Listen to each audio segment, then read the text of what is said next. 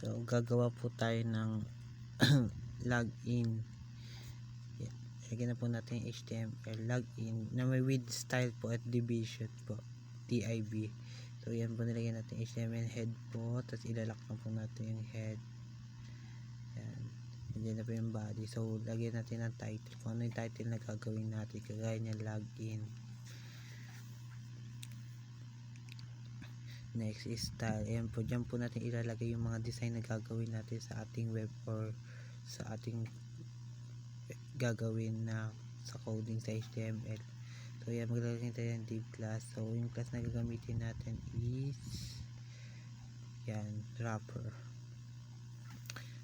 Yan, hindi, ilalak natin siya. So kakamali pa ako dyan, kaya maglalagay na tayo ng format. So unahin natin yung email, yung paglalagyan natin sa login. Ay hindi, lalagyan muna pala natin ng login. Yan, H1. H1, yan po yung pinaka mataas na, ay heading siya, pinaka malaki. So yan, lalagyan ng class, tapos input, kung ano ilalagay natin dyan. Kamali ako dyan, tapos yan is box. So tingnan natin, wala pa. So input natin dyan. Next is in type, tapos yung email, lalagay natin dyan yung email, lalagyan natin ng email, tapos placeholder email, or pwede tayong gumamit dyan ng username. Diba sa pag nagkagawa tayo ng login, naglalagin tayo, pwedeng username as required para lalagyan talaga. Kasi kung hindi nilagyan, parang pag naglagay tayo, kailangan required siya na pilapan yung login. So ulitin lang natin yan, yung class. So ayan yung class, yung yung boxes niya. Yan, envelope. Kalimutan ko ilak dyan yung ano, I. So natin na I. Ayan, ulitin lang po natin yan kagaya kanina, kagaya sa email. Email naman, dalawa lang kasi lalagyan natin, is email tsaka yung password. So dyan na po, lalagyan na po natin yung password. Ulitin lang po yung ginawa natin doon sa taas po, input, tas yan. Yan po, inulit ko lang po siya. So naglagay po, ayan po yung nakikita nyo DIP, yung forgot remember, parang ano lang po siya, paragraph, para maklik po siya. So lalagyan na po natin yung login, H1, tapos yan, tapos lalagyan natin yung login dyan. Pwede rin sign in, dyan po tayo maglalagay ng sign in kung wala ka pang ginagawang apps. Pwedeng sign in or sign up, pwede rin register, pero mas prepare ko na sign in. Nakiklik po siya, tapos lagyan natin ng paragraph. Yung H1 po is makikita niyo po mamaya kung paano lumaki yung H1. So continuation natin sa style, dito pa sa padding and margin po lalagay po natin. So nagkamali ako ng coding dyan, hindi ko pa nalalagyan ng bracket. Yan, tapos nalagay ko dyan sa gilid ng bracket yung ano, margins, tapos sa loob ng yan yung margin 0 px mo. Yan, tapos yung padding 0 px. Hindi mapapansin mo yung mauusog yung login mo. Hindi lang halata sa akin kasi phone yung gamit ko, pero mauusog po siya. Yan na po. Sa body naman tayo, then display, kailangan natin ng flex.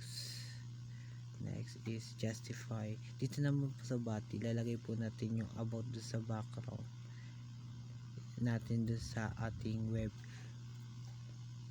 So dito aligned items siya, so i-center, lalagay natin dyan yung mga kung ano yung center. Tapos dito sa min height, lalagay lang natin yung, try natin lagyan ng 100 bh para umayo siya. So yan, naka desktop mode siya, pero ay pa rin mausog. So i-try ko, tignan kung may mali ako, pero Ayan, sa background po dyan po. Dyan po yung tinatawag na URL. Ipapasok nyo po yung gusto nyo ilagay na background, yung link po. Kahit yung name lang po ng i-rename mo po siya kung gusto mo nyo na maiksi. Ayan, no repeat. Pwede rin repeat, no repeat. Ibig sabihin yung no repeat, ibig sabihin hindi mo ulit yung background mo na marami yan. Yun parang nagmo-multiple.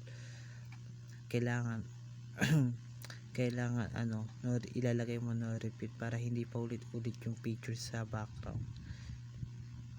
Hindi ko yan, center pag yan, makikita nyo po yan, yan po yung picture. Kaya halimbawa po yan, yung picture na ilalagay natin, ikakopy lang natin yung name ng picture doon sa URL, tapos mic dot yan na po yung pagcopy pagkuha natin ng URL ng picture, sinama po natin dun sa folder niya yung rename. So doon sa sarap maglalagay tayo dyan ng bracket. Hindi ko nakalimutan ko lalagay, lagi ko nakalimutan yung bracket ilagay. Yan, nagkamali ako. Yan, naparami yung move ko kaya yung bracket na usog. So yan, nagkamali naman ako sa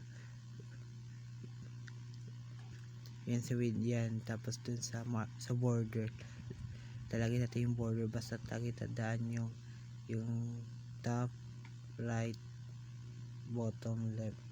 So sinubukan ko dyan yung 100 2px sa solid, hindi pa pala dyan yun.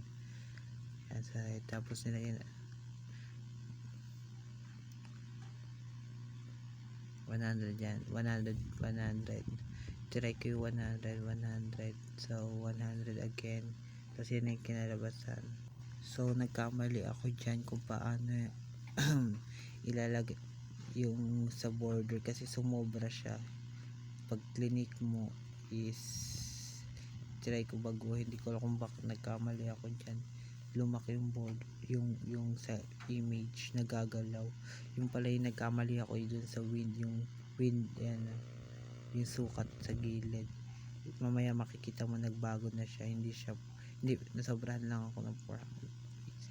So ayan, yan po yung inbox, makikita nyo po yung white background dun sa placeholder. Tapos ayan po, tapos makikita nyo po sa baba yung register link, kung ano color yung gagamitin natin dun sa yung font.